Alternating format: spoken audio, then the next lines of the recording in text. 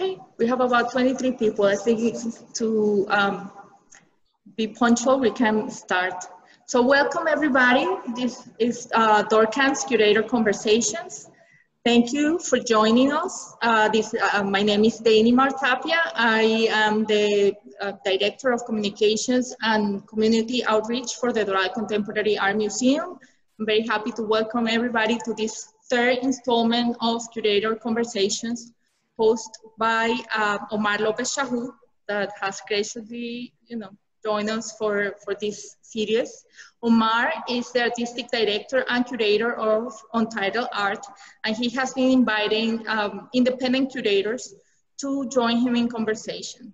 This time we have with us Alaina Simone, who is an artist liaison and art consultant working primarily in contemporary art sales and education. And she has produced and curated exhibitions with corresponding artist talks and educational programming in the Caribbean, Europe, and the United States. Also joining us today is Camille Lin Wright. She's a marketer, inclusion strategist, DEIA program designer, facilitator, and fourth generation Southside Chicago native. She uses her voice to empower traditionally underserved communities within the arts. Thank you, ladies. Thank you, Omar, for joining us. On behalf of DORCAM, the DORCAM Board of Directors, Mrs. Ingrid Rockefeller, Dr. Flor Mayoral, and Marcelo Jovel, as well as the staff, the interim director, Jorge Luis Rodriguez, and our Deputy Director, Christopher Barake. We welcome you and thank you. I'm gonna now leave Omar with, to lead the conversation. Thanks. Thank you. I want to thank everyone for making this happen. Also, I'm very fortunate to be in conversation with Simone and Camille. Both of them that I got to spend some time over the phone, which was supposed to be a short conversation turned into a very long conversation because we had a lot to talk about, many things that we all are sort of facing right now with this big shift that we encounter. And in some ways, this is allowing us and giving us the time to really restructure, think, and this is something we all talked about, and I think it's leading us to places that we always wanted to go to, but unfortunately we were all busy traveling and with various projects, and now that we have the time to research and rethink a lot of the things that we get involved with is leading us to where we wanted to go. And we need to look at the positive side of this whole chaotic situation we have gone through and still going through. I'm a big fan of both Camille and Alaina. I would say Alaina, no? Elena. Yeah, that's fine. Because I like it. Alaina and I spent quite a bit of time in Puerto Rico, and that time was very important because we got to talk a lot about the Caribbean as a region, and my conversation with Camille lately is about a week ago, we did talk about contemporary, which is one of the things that we're going to discuss today is the current, what's happening with contemporary African art and how it's shifted in the last 5 years, and what are those factors. And both Alaina and Camille are both experts in not only contemporary African art, but also they focus in other regions. I know Camille was at Sotheby's for over 3 years. Almost. A little over 3 years, yeah. A little bit over 3 years, and Alaina is doing a lot of different things, working, curating, and doing. So I want to hear about their experience and how they come into getting involved in contemporary African art. I give the word to one of you. Who wants to start? Okay, I'll start. Okay. Okay. So, and thank you guys for having us. This is, I was really looking forward to this conversation. I always enjoy talking to you, and I always enjoy talking to Camille, because it's looking at, trying to look at the world like, you know, outside of the box. So I came into contemporary African art through abstraction. So, you know, from Detroit, I went to a historically Black college. After college, and I worked in a gallery that was only focused on abstraction and artists of the diaspora that were focused on abstraction. So from that gallery, I went to Europe, and I started traveling, and I started looking at the world and how the diaspora was really, you know, just spread out. You know, what was happening in London, what was happening in Jamaica, you know, all these different, you know, areas. And I had spent a lot of time in the Caribbean. But long story short, I ended up, you know, being on the founding board of a sculpture park in Switzerland, in Verbier. So that's a residency program and a sculpture park. So we're going into our 10th year. So that is Verbier 3D Foundation. From there, I went to Merton Simpson, which is a traditional African gallery, but he's also a painter, was a member of the Spiral Collective. So he was looking at modern art and collecting, but then also, you know, was one of the top dealers of antiquities in the States and basically the entire world. So working with Merton's collection really changed my eye a lot. You know, we always talk about provenance, which I'm sure we'll get into later. And then from there, I went on to produce, you know, a site-specific exhibition in the Caribbean, so in St. Croix, USVI. I was invited by Karis Kennedy to come to the island and, you know, look at the space. And St. Croix has been bought 7 times. So you're looking at 7 colonial footprints. So that was like, you know, a lot. And, you know, from there, you know, so I'm bringing artists from New York, you know, I'm looking at, you know, what's going on. And then it's so close also, you know, it's the USVI. So it's like Puerto Rico, you have St. Thomas, St. John. So everything is just right there. And then when we met was the next year, again, well, you know, we've known each other for years, but at Mecca. So Mecca, and then I brought the artist behind me, David Antonio Cruz, to perform, you know, the finale for 2017. And that was Green, How I Want You Green. And we had performed that in St. Croix. So then, you know, then we were doing it in Puerto Rico. So that's just a little bit of my history. I don't want to take up all the time. But so I'm just always looking at the diaspora. I'm always looking at, you know, the movement of the diaspora. And I think, you know, just kind of the migration, population. Yeah, so that's always been a part of my practice. Yes, Camille, yes. Sure. So I came to African art through my experience at Sotheby's. I represented African, Oceanic, pre-Columbian, Asian, South Asian art, basically all of our non-Western antiquities while I was there for 3 years. And as a marketer, I became really, really interested in contemporary African art because it was something that we did almost exclusively in London. And I was always wondering why that hunger didn't seem to be there in the States. So I was in constant communication with our specialists in London, learning more about the sales, learning about the markets.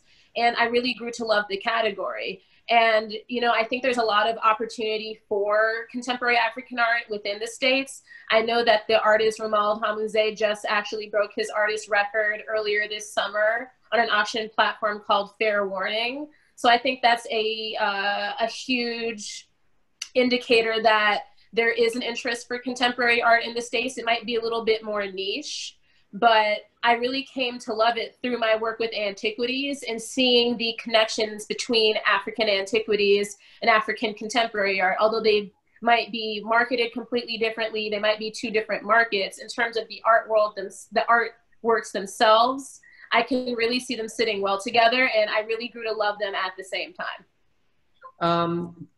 Camille, can you tell us a little bit about how you get to Sotheby's and what was your contribution during your time at Sotheby's? I know you did a lot and you kind of directed a lot of things into a different direction. Can you tell us a little bit about your imprints that you? Sure. Yeah. I actually came to Sotheby's from the fashion industry. As much as I loved working in fashion, I found it very difficult to integrate myself socially into that community. And I found a lot more comfort and understanding within the arts. So I joined Sotheby's and I was able to make my biggest imprint in the Asian art category, actually. They were very open to innovative ideas, working with partnerships.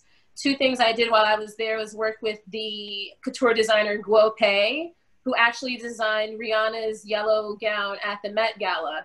And so I had a multi-activation partnership with her where she came from China, showcased some of her couture gowns alongside the antiquities, and talked about the relationship between past and present and how antiquity forms for contemporary art of today.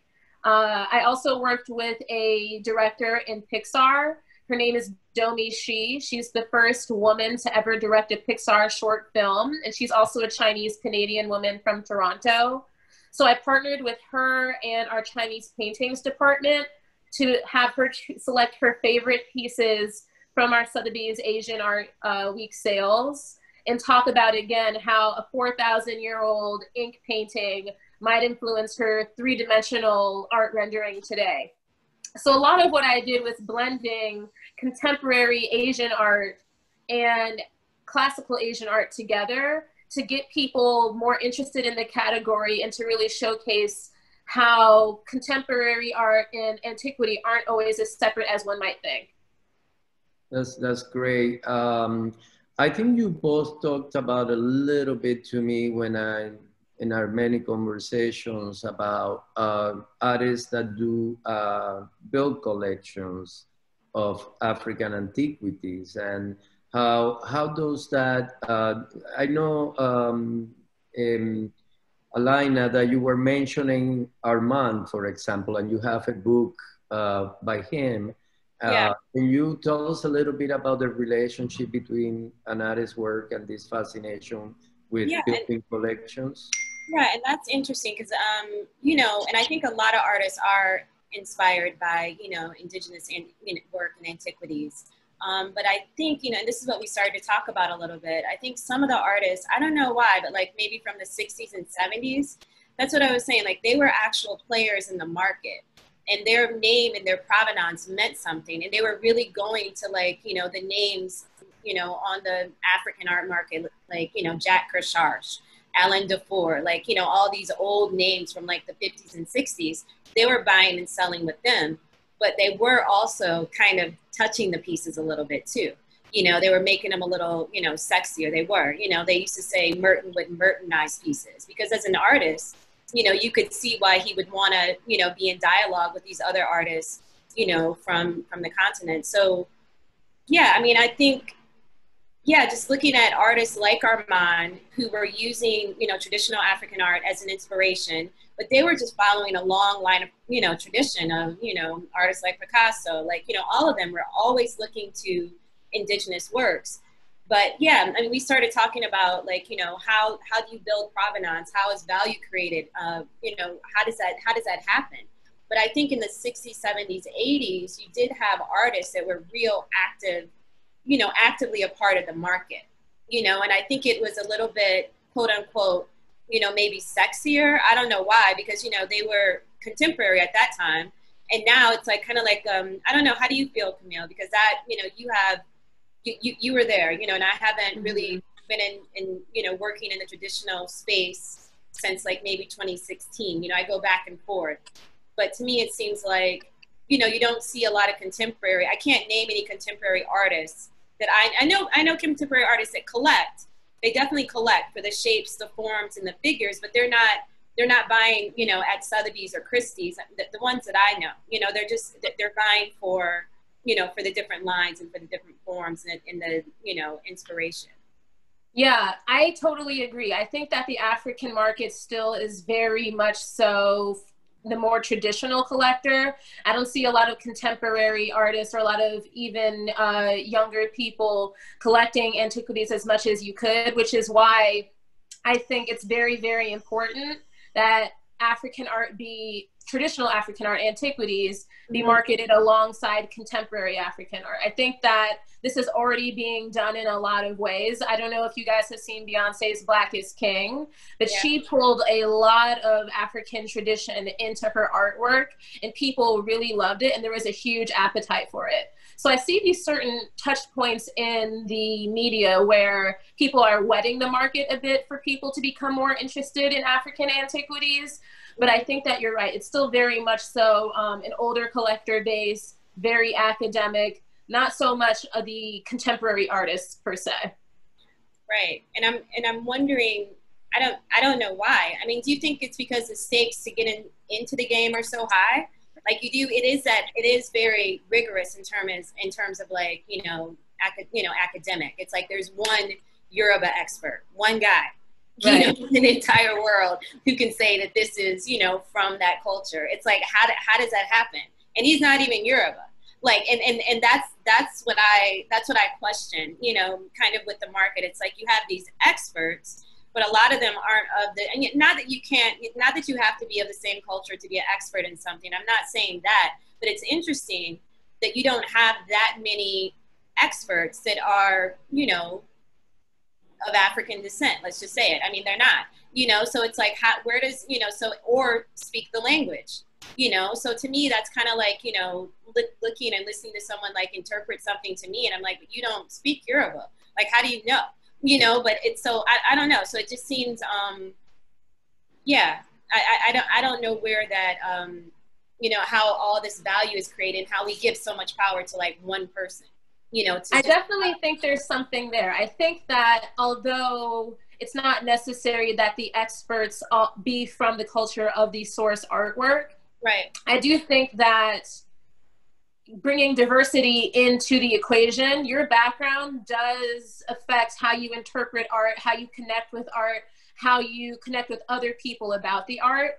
And I think when you see artists like a Beyonce, or if you see other Black elite people drawing attention to African antiquities, or even people of the diaspora who aren't elite, just collectors who you may have never heard of, pointing to these antiquities and pointing to contemporary art, it really helps bring a new perspective that I think you can't deny can be gotten from everywhere. You know what I'm saying? Like, I totally agree with what you're saying. And I think what's most important is that we continue to have a diverse set of voices that are looking at this art and marketing this art and talking about it and writing the history behind it. Because I've been to several museums where docents have said, we don't really know what this piece is for, but it's made out of ivory and wood and cowrie shells or whatever. And like you said, I find it hard to believe that there's nobody on this planet who really knows what this object is used for.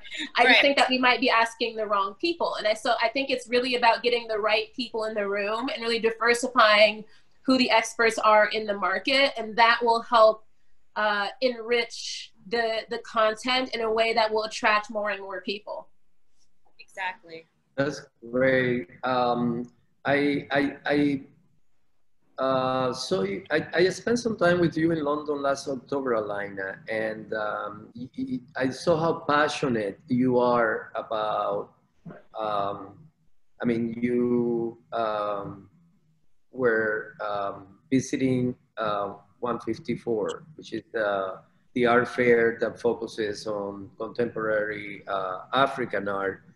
I think you went a few times, you mentioned, and you kept bringing people and experts and curators and so forth. And through you, you introduced me to someone that I'm now collaborating with, and we're doing something in the Caribbean. Can you tell us a little bit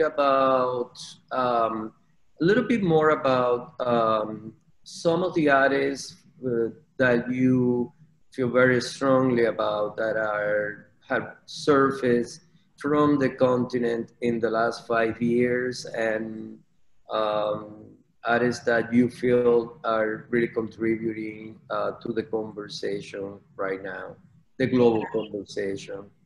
I think that goes far back. I mean, like, you know, like that goes way back for me. And it's like, I'm always trying to really understand like all, you know, all these like, you know, diasporic like divides, like, you know, like what is that, you know, like the Caribbean, you know, you have the Caribbean, you have, you know, all the different, you have Dominican, you know, you have the, you know, Haiti, you have, you know, all, you know, so you have all the different types of, you know, Caribbean art, but then you also have African-American. It's like, where does African-American fit in like at 154? But you know, but you would still see artists like, you know, Yeshua Klaus and, you know, Derek Adams and, you know, some of the main, you know, African-American artists, you know, names that we hear over here that are like on the emerging or, you know, established markets, you know, you would see, you know, you see and you hear those same names. And what does that mean? Like, you know, Kehinde Wiley, you know, Kehinde, you know, he's Nigerian, right? You know, just, you know, but it's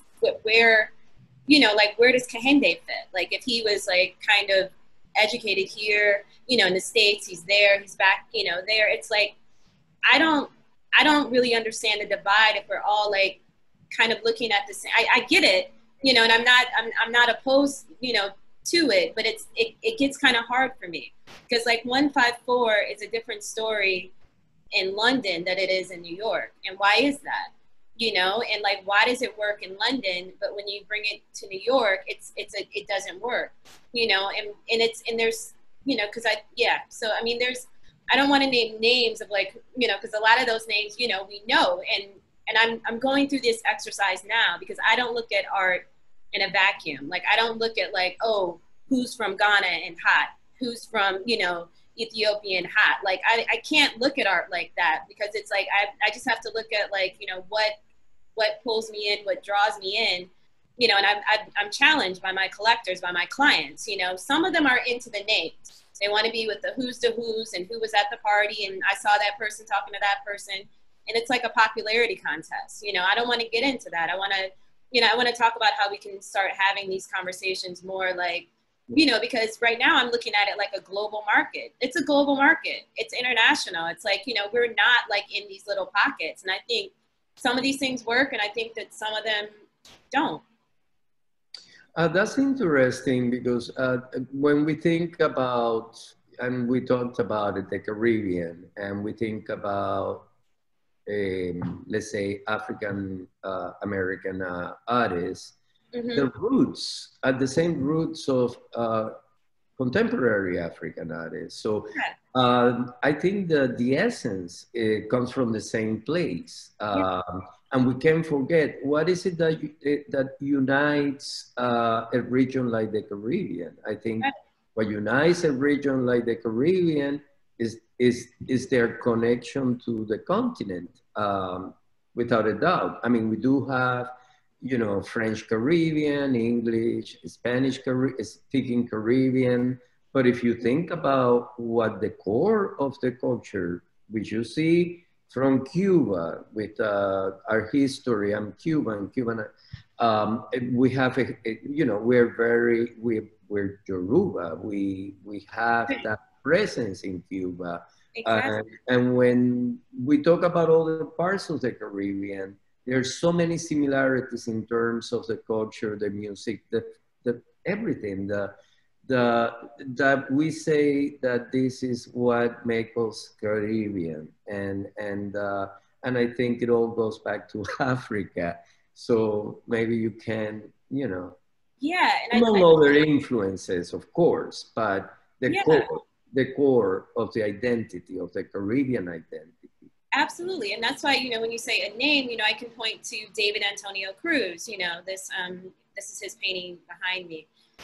Fly Boy Fly from 2010. You can't really see it, but so, you know, David, you know, was raised in Philly. He's Puerto Rican, but you know, his great grandmother is maybe from St. Thomas, maybe from like, you know, the USVI. They think maybe she swam over.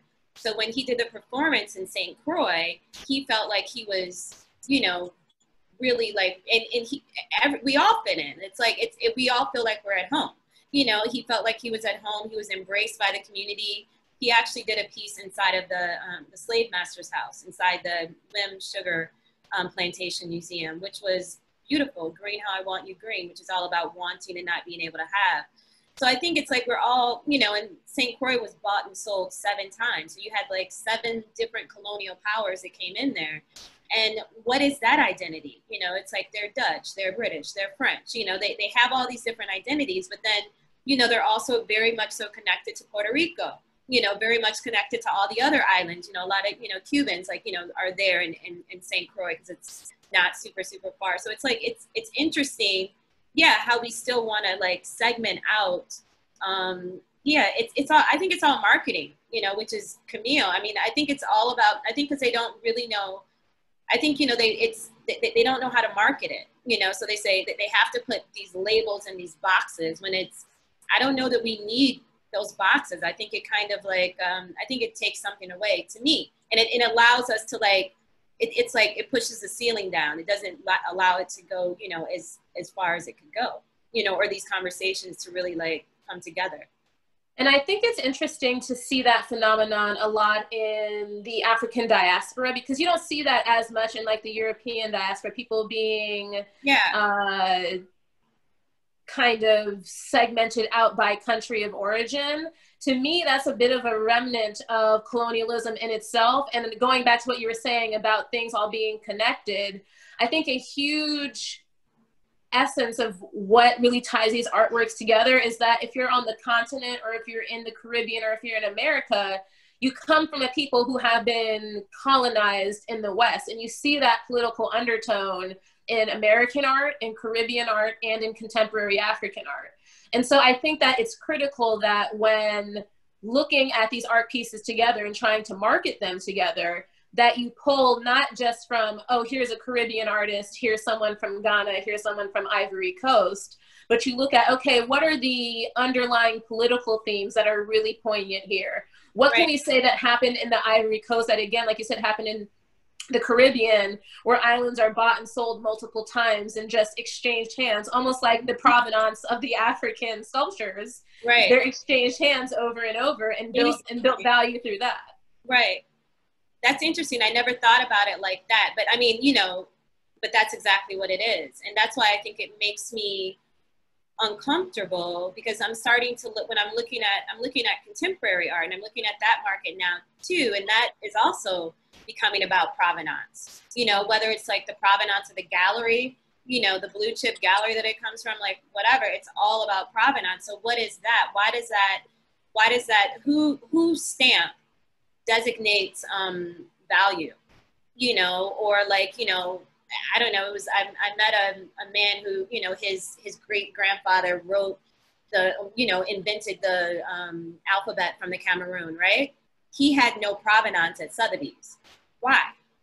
You know, like Sotheby's would not validate any of his pieces, you know, but he was directly from the culture. He had the work, but if he had traded it, like what Merton Simpson did, what I thought was really smart, is he would trade it with someone French or someone Belgium, and he would put his name in between these two, you know, Europeans, so you couldn't deny him, and then he would buy it back, you know, so it would grow with value, you know, so it's like, how do you, but he's one, like, you know, maybe you have, you know, Merton Simpson and you have Didier Klaus on the traditional market in terms of, you know, you have a few more, you know, Black collectors, but not really. And then what's happening in the contemporary space? I would actually say almost the same thing. Now, if you look at it, I don't know. I mean, that's how it looks from a bird's eye view. No, that's great. I just thinking about Puerto Rico again. It's come up in the conversation a few times. But I remember a young curator that I met in Puerto Rico, Tiffany, who was there. I think you met Tiffany. She's from San Francisco, from the Bay Area, and she goes to MICA, curatorial studies. But anyway, I mentioned to Tiffany, there is a place in Puerto Rico, not too far from San Juan, called Loíza Aldea, which is the place where you will find what the Caribbean is all about. And she didn't know about it, so she went on a day trip, and she was fascinated to find all these traditions, all these things so alive and so connected to the continent that she decided to actually come back to Puerto Rico and Yeah. more on that. And many artists are settled and work at Luisa there, which is primarily Afro-Caribbean community. So you find these pockets all over the Caribbean. I mean, which, you know, perhaps because they're islands. And people forget the Caribbean is a very complex, the same way Africa is. The Caribbean is 44 million people. It's also 20, I believe 28 nations. Wow. Tend to forget that they think of the Caribbean as a touristic destination, and they forget that it's a much more, it's extremely rich. And there are so many Caribbean cities in the United States. New York is Caribbean, Miami is Caribbean. Yeah. You can keep on going. I think the Jamaican population in New York is huge, and also the African population. Yeah. So I think that all has a mark in our own moment or our own place. So I think, Camille, because I love that you focus on inclusion. When you are an strategist with focus on inclusion, I read that. Maybe you can tell us how you manage, or how do you strategize to be inclusive? Can you tell us a little? Am I explaining myself? Yeah, absolutely. So I think inclusion is huge when you're working in marketing. A lot of what I did with my Asian art categories, working with people who are from either Hong Kong or China, or working with people who are in Canada and the States who are Chinese in origin, but now live in the States or in Canada. I think that you need, in order to sell these artworks to a younger population, to a wider population, you need to constantly think about who you're putting at the forefront of these artworks and who is able to talk about them and be the experts. I also think that when you're working in inclusion in the art world, it's particularly important that you think about the art itself that's within these institutions. While I was at Sotheby's, I was able to spearhead a initiative to stop the selling of art and objects related to slavery in our Americana sales. Because again, say you're a Black collector or a Caribbean collector or an African collector, and you walk into Sotheby's ready to, you know, give away, to give your money, and then you see a relic of slavery on the wall, it totally changes the experience. And similar to what you've said in the past, Elena, when trying to sell African antiquities, there have been plenty of times when I'm sure there have been Black collectors, Caribbean collectors, African collectors who are wary about getting into that market because they don't want to participate in quote unquote blood money or colonialism or imperialism or any of those things. So I think it's incredibly important to think about who are the heads of department who are heading these art categories, who are the liaisons and the client specialists who are working with these people to sell them, who's assuring them that we're doing our best to, you know, get the provenance and fact check and see where these things are coming from, the way we do art that comes from Europe. You know, we're constantly repatriating art that was looted by Nazis or this, that, and the other. And we don't do the same for African art. So I think it's incredibly important when, especially in this day and age, when people are very focused on inclusion and diversity and the politics behind the art they collect, I think coming at it from an inclusive, diverse worldview is the new normal. I don't think you can go back to just saying, oh, we don't really know where this art came from before 1900. Like, we all kind of know what that means when they can't spot it. So I think that inclusion is the future when it comes to African art, be it antiquities, be it from the Caribbean, or be it contemporary African art from the continent. How do you see, Camille, the auction houses? What kind of efforts are they making to attract, you know, African Americans as future buyers, collectors? What are they doing to change that, to change the old model? I'm going to be honest, I don't really see a lot of effort. What I see mostly are auction houses taking from African-American culture, say it be African-American artists, luxury sneakers, luxury whatever, and using that as a way to entice younger collectors who I think more often than not are Caucasian.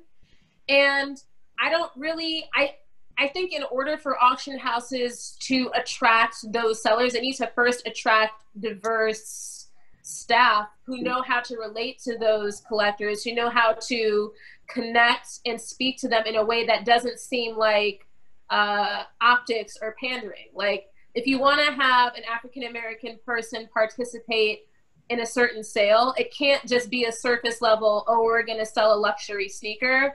I think you really have to talk about, almost the way you would any work of art, you would talk about the history behind it, the provenance, why this is significant. I think to just have these auction houses doing these new luxury sales, I don't think that it's very compelling for a lot of people. So unfortunately, I don't see a lot of effort, but I think that the opportunity is there. And I think as more and more African Americans, first generation, second generation African and Caribbean immigrants come to the States and start getting buying power, the auction houses are going to have to do more to entice them. Yeah, that's already happening, because there's absolutely an increased number of collectors that come from the Caribbean, or as you said, second, third generation, or African Americans that are seriously collecting. And that brings me to you, Alaina, because I know you have been a force behind a lot of people that support artists and collectors, and you have shaped so many collections. So tell us a little bit about your involvement and what you see and how that is changing.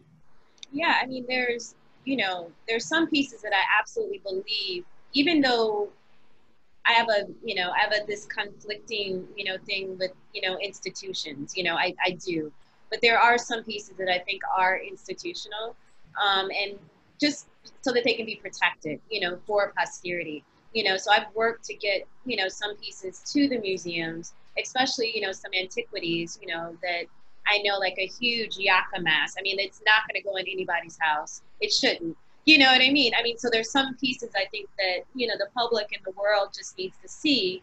And then with collectors, it's really, especially like, we're fortunate because we do have, contemporary artists, who are here now. So it's about building a relationship and, a long one. So hopefully like the collectors and the artists are with each other, and they, everyone, the collection grows, the artist grows, everyone kind of grows together. And it's like a support system, if you will, but I've liked, for my career, I'd like to be like almost like a conduit, between not East meets West per se, not that dramatic, but, kind of, giving like, making sure that if someone needs me in New York, because, just being in New York, I think is, is a plus, that, because we just have resources and we're able to go to studio visits and we're able to make these different meetings. And if you're a small gallery that's, on the continent, you may or may not have that visibility. So like, it's, I've enjoyed working with galleries, to help create visibility and to create, help create, outreach, from a New York, point of view, because this really is the capital, of the contemporary art world. It doesn't, it's New York, in Europe, it's London, but in the States, it's New York. So yeah, it's just all about creating visibility, outreach. And, that's why I do a lot of artist talks. My friends make fun of me because I'm always doing an artist talk. But for me, it's like, how else do we, learn? How else do we grow from each other? It's like conversations like this that we, help to push all these initiatives forward. Well, one of the things that I love about your practice is that you're always in conversation with the artist and you always go back to the artist. And that's something that is so important, and I think that understanding of the artist allows you to be the spokesperson for the artist in many different situations. One of the things that I do have noticed, and this goes to both of you, to Alaina and to Camille, is that the market has definitely gotten very strong in the last 2 years for, you know, what we've been talking about. But I have noticed also that many galleries that have been around for a while that never worked with a, you know, African American or Caribbean or artists, all of a sudden they have increased the number, and they have many artists in their roster that are African American, and sometimes I wonder if it is because of the market, because the good African American artists have always been there. So it's just a question. I'm a little puzzled by that, and maybe things will start to sort of kind of balance out a little bit, because I also think there is a dishonesty there in terms of all of a sudden I want a piece of the pie when you didn't do anything for like 15 years, when all those artists been around. I remember working in Newark and curating a show 15 years ago with, I don't know, 68 some artists that were so excited to be in that show in the warehouse because they didn't have opportunities anywhere else, because the market was not letting them into the gallery system. Obviously, that's all shifted big time now, but maybe you both can tell me what you think about this boom and where it's leading. I have a lot of thoughts. Camille, I'm going to let you go. Because we've talked about this before, Elena. So I think particularly in the auction world, they're very reactive, right? So if one auction house does it, the other auction houses feel like they all have to do it. And I particularly think in the political landscape of the last, 5-10 years, so much of carrying Black artists is connected to your values and your virtues in these institutions, that not only is it a popular thing to do, but it's also seen as something that they have to do to be seen as current, to be seen as inclusive. So I think a lot of these institutions and galleries are doing it because their competitors are doing it, and they don't want to seem like they're either outdated or too exclusive. Now, I also think that the art industry is just late in catching on to Black creators. We know since the beginning of America, the music industry has always kind of borrowed from Black artists and taken from Black artists and showcased them. I think it's just now that the fine art field, which has been much more exclusive than the music industry, much more exclusive than fashion, that glass ceiling has kind of finally been broken. But I think it's interesting in that by breaking that glass ceiling, it's not a lot of African Americans or Caribbeans or Africans who actually get to participate in that exchange of artwork. Yeah, and that's, and it's like, I don't want to sound like a Debbie Downer, like when I'm talking about this, because it's like, this is my life. It's like, when you talk about those artists, I remember, 2008, we had a gallery full of Ed Clark's, Namdi Gallery had a gallery full, like in East Hampton, and they were $40,000, $60,000. Now he's at Hauser and Wirth, they're $500,000. We couldn't give them away, and so my whole thing is like, I'm not blaming the galleries per se, because they're just following trend. They're following trend and they're doing what they do. I don't think there's any real heart behind it. I'm with you on that. I think it's just like, it's trending, like Black is trending. But it's a bit scary for me right now, especially with BLM. But I want to put more power towards the artists, because the artists need to know that they have the power. It's not about getting to a blue chip gallery and then, that's great, but when I was thinking about that, it's like, I'm not mad at Sterling Ruby, for being with Gagosian and all, and these, I'm not, but it's like, if there was another artist, I am, you know, when I saw you, I don't know, I saw this piece that was, I won't name names, but there was a piece that was very specific, you know, to the Bronx and to African American, Caribbean, you know, our metropolitan, our culture. And this artist, you know, told me that she would never, you know, wanted it to be in the house of the 1%, that this was supposed to be a public piece that was supposed to be for the people. And so when I walked into Freeze Masters and I saw that piece, and I saw a lady like, you know, very, very, not Black lady that was walking around, European woman, and looking at this piece like it was a tapestry behind that she was going to use for her couch, it was like, it hurt me, you know? So it's like, you know, because I do, and it's true. I work for the artist, so I try to carry their intention. So I'm looking at the intention and I'm looking at where it goes, but maybe I care too much, you know, because no one else does. And it's like when we're talking about BLM and we're talking about Black Lives Matter, we're also talking about financial power. And like, again, it goes back to that, what we're talking about with provenance. You know, whose provenance is it? You know, it's Werner's provenance, Hauser and Wirth's provenance, all these blue chips. That means something to people. You know what I mean? But like, how many Black galleries do you have? How many Black-owned blue chip galleries do you have? I can add none, not a one. You know, Merton Simpson would have been the only one who was like, you know, selling in the millions. You know, he's the only one. You don't have anyone currently who's doing that without, you know, partnering in some way with, you know, a white gal. You know, I don't, you know, and I don't want to get into talking about Black and white, but it's like we are talking. That's what it is. You know, we're talking about BLM. We're talking about culture.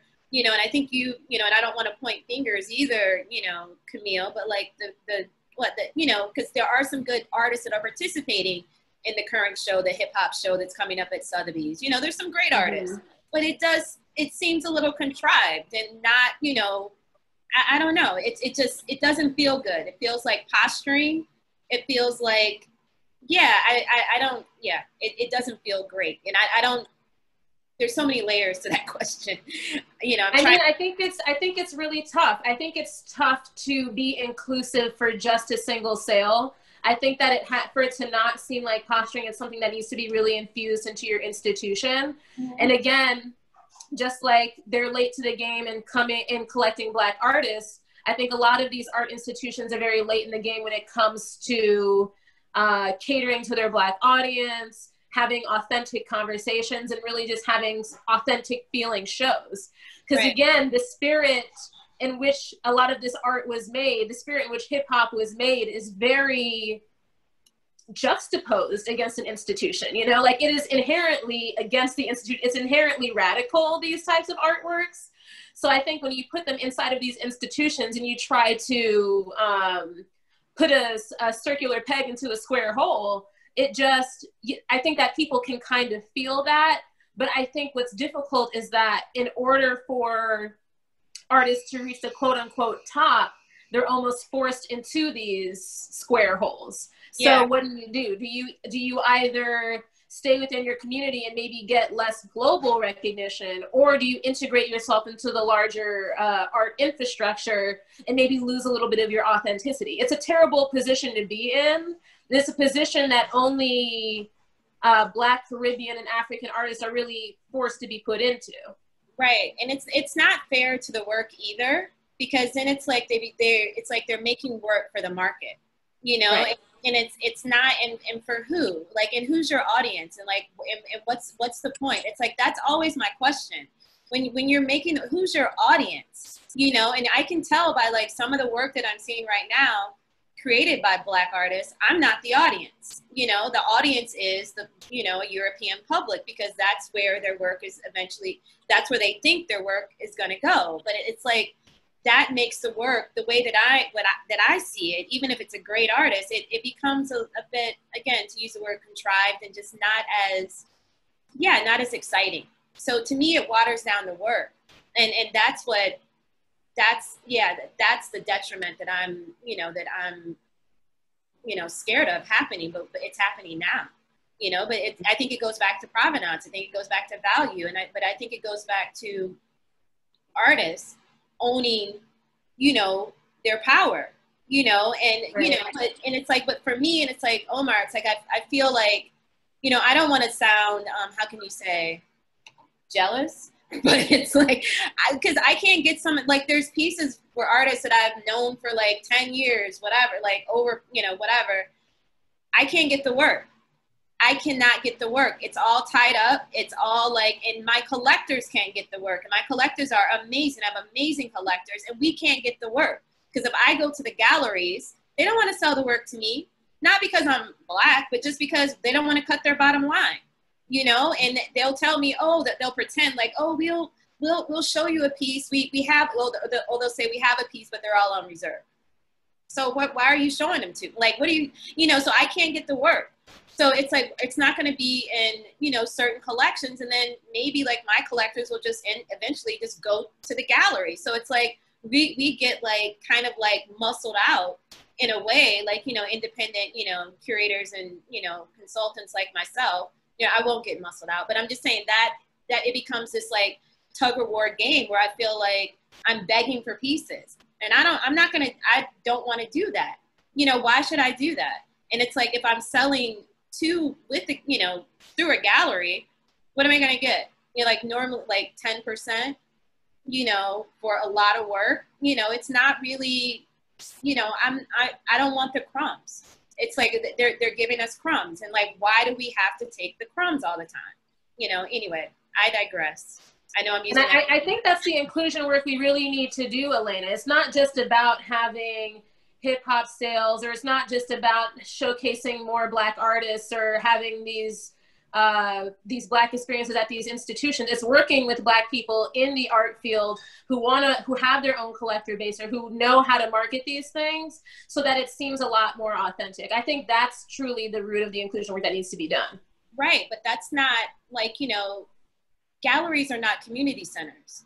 You know right. what I'm saying? Right. So it's like, they're not there to like, you know, kumbaya. That's not their thing. You know, so they don't, you know, but so it's still controlled by these like systemic values, you know, and that's what especially during BLM, you know, like right now, I feel like, are things really going to change? Are we just going to have more posturing and more, you know, like, you know, it's all about, you know, at the end of the line, it's all about real estate. That's what I've learned. I mean, that's another thing that we'll get on, but it's all about real estate and ownership, you know, but yeah, you know, it's a lot. It's super layered. You'd have to have like 2 or 3 more talks to talk about it. I know, and I was just thinking about a different scenario, like in the early 2000s, where all the big sort of players were white boys and some white women in New York coming out of certain schools, and I was meeting artists like Leslie Hewitt, which I think she's a fantastic artist. Now she's showing with Per Rotan. At the time she didn't have a gallery. She also went to Cooper Union and then to Yale. And I remember showing her work at a small not-for-profit called Cuchifritos and things like that. Artists that to me were extremely talented, and they have proven it over time. It hasn't been, for an artist like Leslie Hewitt, an instant success. It's been a year after year of you know, doing things, and I can say that artists like Mark Bradford, for example, I remember trying to get a collector to buy a work at Arco. I'm not going to even say how much the work was, because you guys will laugh. But I couldn't convince the collector to buy a painting and a video of Mark at Arco 15, 16 years ago.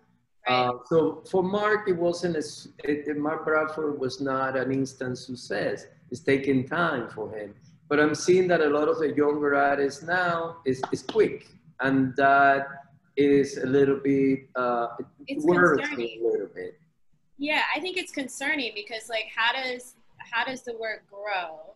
Exactly. You know, in a way, it's like, I'm happy that they're having success. Please let them have all the success that they, you know, can. But it's like, I don't like seeing them so burnt out. You know what I'm saying? And then again, it's like once they have their vice grips on them, they're inaccessible. You know what I mean? Like you can't, you just, the work. So it's like, to me, it's like, doesn't even, it exists, but not for me. You know what I mean? Like, so it just puts a different spin on it, you know?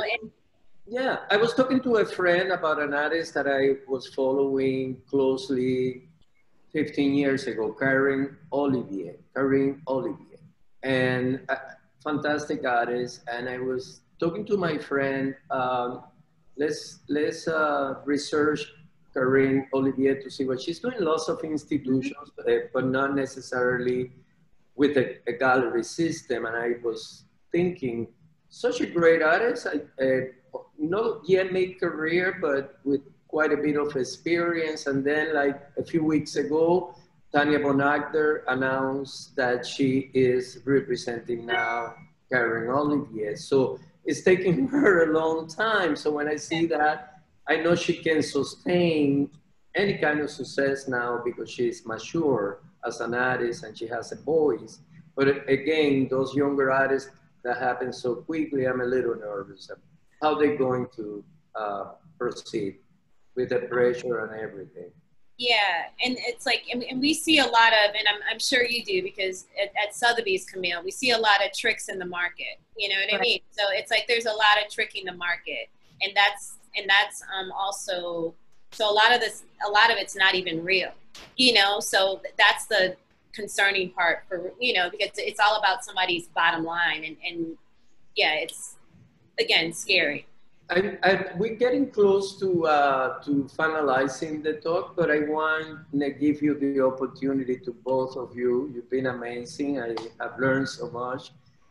Thank you. But I want to give an opportunity to both of you to say something you didn't get to, and that you feel that you have to say it. Both of you, Camille. We have some questions too. We were trying to, sorry to interrupt, I just wanted to mention that we have a couple of questions, so yeah, some time for that. Okay, great. So very quickly, I just want to make sure that Camille and Alaina got to what they wanted to get. Yeah, I mean, I think that we covered a lot. I don't know if there's anything I want to say that I haven't said yet, but I do think I want to emphasize that I think it's critical that we start cross-marketing antiquities with contemporary African and Caribbean art, because it is a category that I think is timeless, but it's one that has aged a bit in a way that I think is very unnecessary. So I think keeping African antiquities in the forefront and doing that by showing how well they sit with Caribbean and contemporary African art is critical and is the future of that category. Thanks, Lou.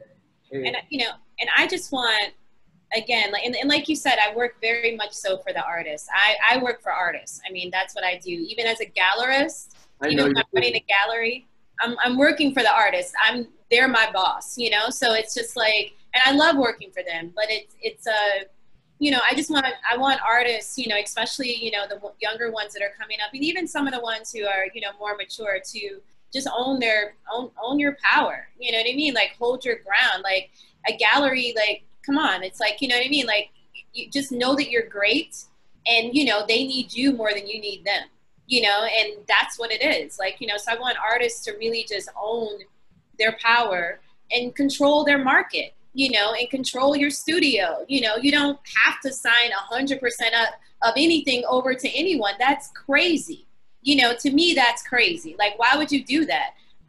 But it's being done. And it's like, yeah, so it just, and so then you're working in someone else's interest rather than your own. But I don't know. That's just my opinion. Control artists, you know, control your market, control your studios. You know, you can even, like, you know, and you'd be surprised, like, how much power, you know, artists, you know, you actually have. So, I mean, and provenance matters. What is provenance? Let's think about value, and creating value within the diaspora, among the diaspora, and, you know, widening the market and creating more awareness, you know, in that lane, which is, yeah. So that's it. That's, yeah. Thank you. And thank you. Great. We have a couple of questions regarding women in contemporary art, African art, and Caribbean art. So people asking if it's especially hard for women in this market. Yes. Yeah, that's one word. Well, I think that's difficult for women in all art markets, right? I think that is very difficult to break through. I mean, we have a few people we can point to Wangechi Mutu, but again, you can almost name all of them. So I think it is more difficult, but I don't think that that's specific to contemporary African art. I think it's across the art market that it's always more difficult to be noted if you're a female artist. Yeah, I mean, when I first started out in the galleries in 2006 in Chelsea, you know, there was only like maybe 3 or 4 Black women gallerists. You know, we were not there. You know, now maybe you have what, 10? You know what I'm saying? So it's like the numbers aren't like extraordinary, but you have like maybe you have 20 now. You know, which is a lot more than we had like in 2006. So yeah, it's hard. I mean, I've been in spaces. I was in Zwerner, and someone told me that I was a lot for the space. Just my hair. You know, I think I had on all black. I was too Black for the space. You know, and I should leave because maybe that sale wouldn't happen because I was too Black. I mean, I've had people say some of the craziest things to me. You know, like even locking my hair. Like, you know, people say that's a lot. You know, like for, you know, and I'm happy to see that there are, you know, other, you know, women, young women who are coming up and owning, you know, their power and doing, you know, and being beautiful and being out there, you know. But yes, it's very hard. It's the hardest thing in the world, but it's worth it. It's worth it. Well, I want to add to that because you mentioned that, but I'm glad to see also a younger generation of artists that are making a mark. I recently came into an artist from Guadalupe who spends time in Mexico. Her name is Minia Bibiani, and she just got nominated to the Next Generation Prize, which is highly competitive. 11,000 artists are considered on the 35, and only 15 are selected. So I think it makes me happy when I see these shifts, but it is extremely hard for us because I consider myself with my accent, my looks, and all of that, that I had to fight much harder. And I've been doing it for 20 years in New York, or over 20 years, and I had to fight really hard because I would go completely unnoticed in the room, yet with all the credentials, education, or whatever. People look at the tall, 6 feet tall angle or whatever, you know. It's just a reality, but it's shifting. Oh yeah. It's hard, and especially when people make those comments like, oh, you have to wear this, you have to look like this, you have to look like that, and it's just like, do I? You know what I mean? Like, you know, so it is nice and refreshing to see people, you know, now, like, you know, you see some that are owning their space, you know what I mean? Like more than before, but yeah, it's very hard. It's not easy because it's like, and then when you talk about the diasporic divide, even doing like, you know, when I, you know, do projects in London, you know, that's a different, you know, like if someone's Jamaican, British, that's a different culture. Like African American for the diaspora, I hate to say this out loud, but we're like, look, we're not the highest on the rung. You know what I mean? When you travel, you know what I mean? It's like, oh, you're African American. It's not a thing, you know, so it's not easy, you know, so being in spaces like London and, you know, Switzerland, it's very hard, but like I said, it's worth it, you know, and I love it. Thank you. Ladies and Omar, we have been joined by Jorge Luis Gutierrez, who's DORCAM's Executive Director. So he has a question and wanted to comment. Thank you. Hi. Hi, Omar. Well, it's always a pleasure and an honor to have Omar, very talented curator, and it's an honor to have Camille and Alaina. I want to make a brief context to go to the questions I have for you, because there are 3 things among the many interesting things you talked about. One by Omar, he says, I remember in the year 2000 where only white boys and girls were leading. Well, I think they're still leading. And this makes the context of when we talk about African and African diaspora art a very complex and challenging exercise. Then Alaina saying it's not only about black and white. I think it's about black and white. And on Camille saying hip hop and radical from the world of music.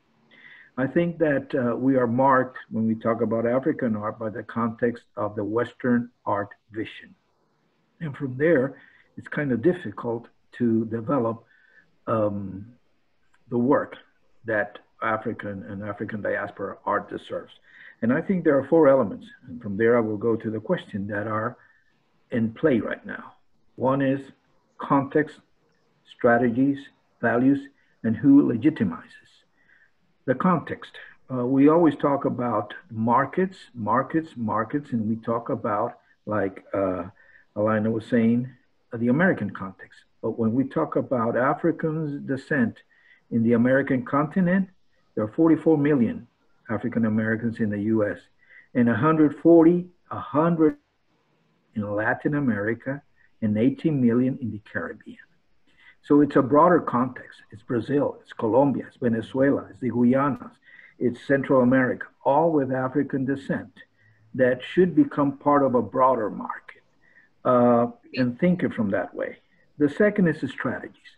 When you see that Picasso had to go to Africa to discover abstraction, well, we're talking about a culture that is abstract and that has never been placed in any book. When we go to art school, we have a book of 400 pages in which the last 2 chapters are, one is African art and the other Latin America. 20 pages for a whole culture and 400 pages for Western vision.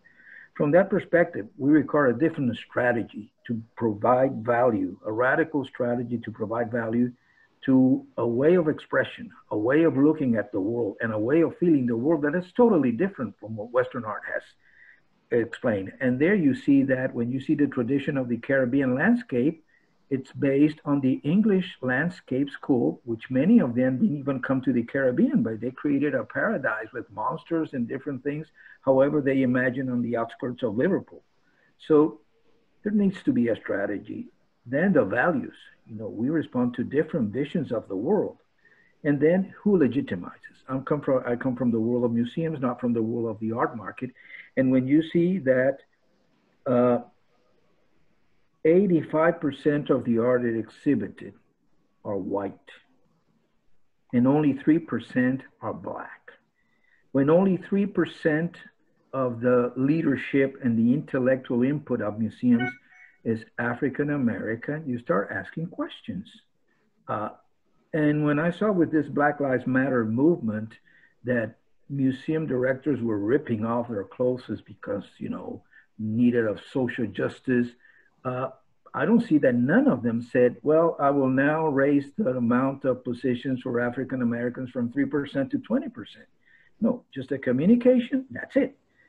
So building an art market, I think, is very complicated, and you have a big challenge, all of you. And I have then the question, with this context, which is complex, which is now energized because we have the racism crisis and the Black Lives Matter movement putting pressure. In a broad context, how do you envision that things can change to be in the right place and with the right steps so African and African diaspora art gets the position that it deserves, because it's a whole vision of the world, of life, and even myth and legend that has nothing to do with Western art. So the question goes for the 3 of you who are great curators and are involved with representing artists, curating, and marketing art, which is a difficult task. Thank you.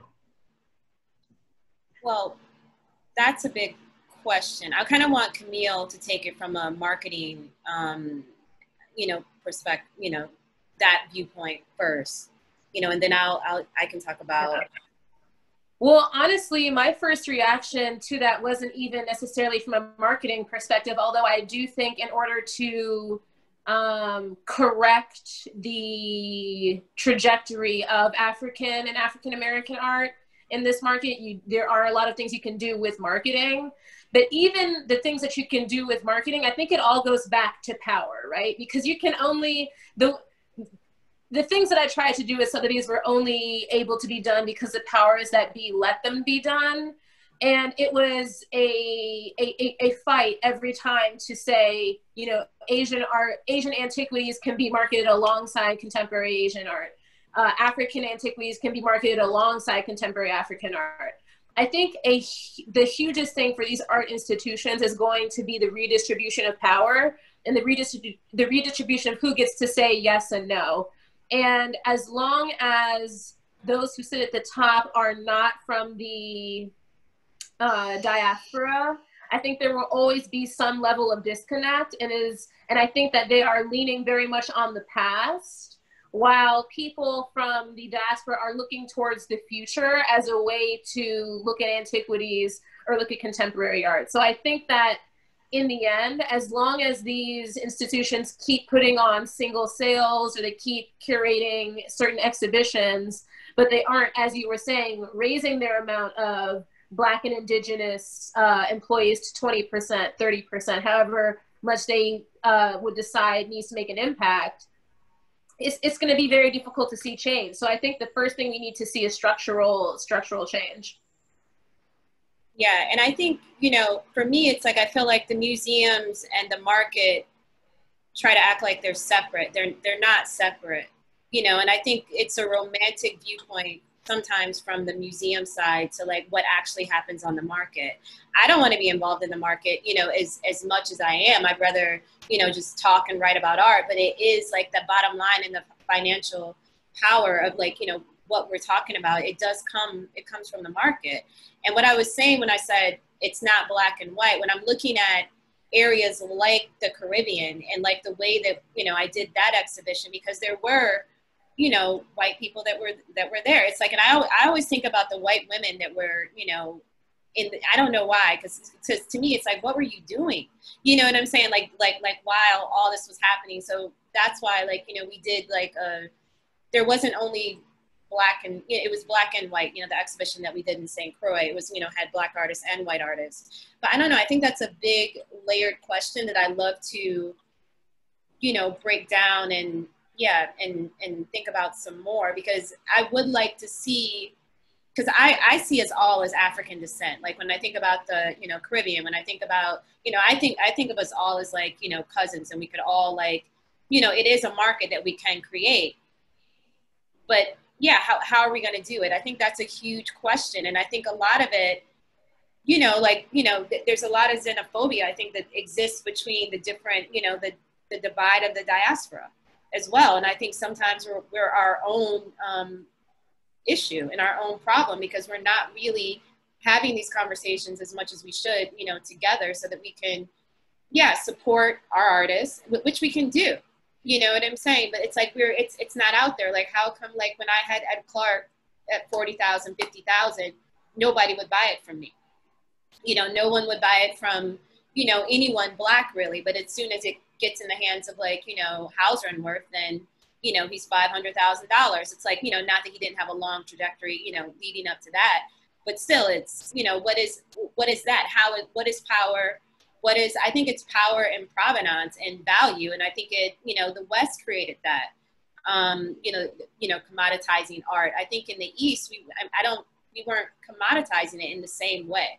You know what I mean? So yeah, I think it's a big question, but I think we have to globally look at the market. And I just don't want to see Black and brown artists pigeonholed into create Black and, you know, like, if you're Black, you have to create, you know, it has to be identity-based type work. To me, that's why I love abstraction.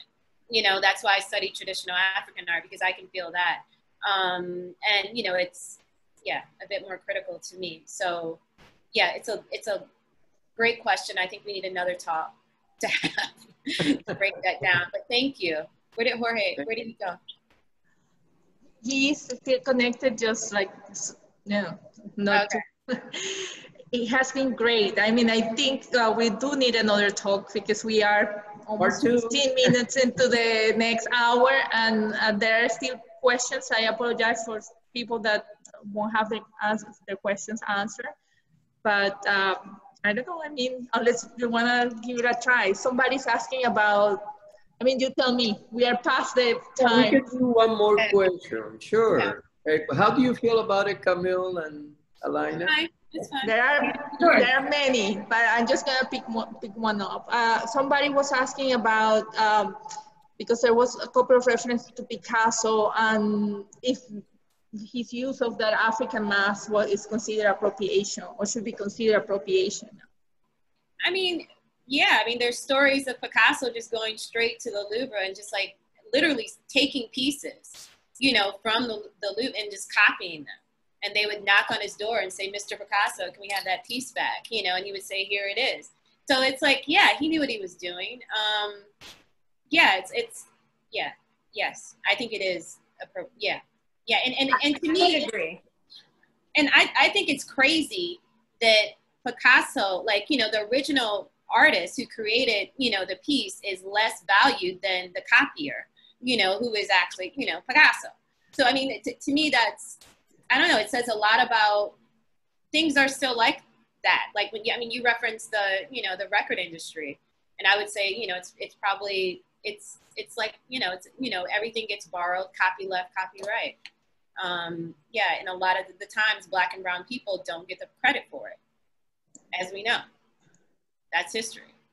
Thank you so much. We're gonna make sure to publish, and we have been doing that, your social media handlers, and I'm sure people can probably reach to you also for more questions. So Omar, I don't know, you wanna? I wanted to say that, as usual, because I talked to Alaina and I also did with Camille for a long time. So this was a pleasure to talk to you again in public. But we'll continue this conversation, and hopefully we could possibly do part 2 because there's a lot more to this than what we thought. Yeah, I mean, but thank you. You guys were great. You were great. Thank you. Thank you. Thank you so much. Thank you, Omar. Thank you again. Thank you. All right. Bye. Bye. I just for everybody, this was recorded and will be published. So this can be checking on our social media. Thank you again. Bye. Thank you.